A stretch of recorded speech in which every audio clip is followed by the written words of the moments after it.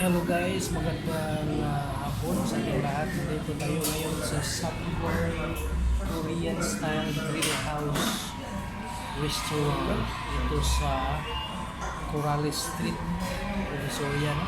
So, tatapos ang aming kumain kasama si Butikon.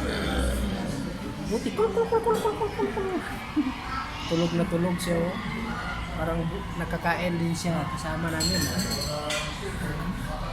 So, ano masasabi mo, ma'am, sa first time natin kain with Butikul? Masaya. First time before 2019. Yes, that's right, that's right, that's right, that's right. 2020 na yun. Right. So, nandiyan pa, marami pang pagkain. Nandiyan ka pamilya natin. Hindi pa sila tapos doon, no? Grabe, oh. Gupit pa ng gupit ng karni. Junil! Oh. Junil, dirty. Tulog si Butikul. Yan ang mukha ni Butikul. Sama namin siyang kumain.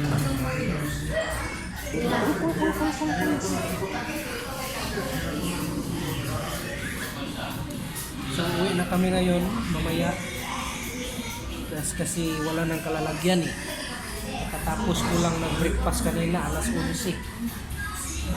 Huli ang breakfast ko. So, kaya parang busog na ako.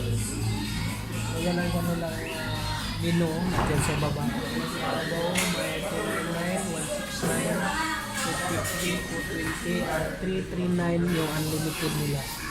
Yun. Unlimited. Butikol, sana nag-enjoy ka sa iyong first lunch outside. Lunch outside with your family. Uy, nakabuka ka yung bibig. 8 days old siya doon. 8 days old. Wow naman. 8 days old pa lang siya ngayon. So, hindi ba siya nakagat ng labot natin? Hindi. Wala na. Mabuti naman.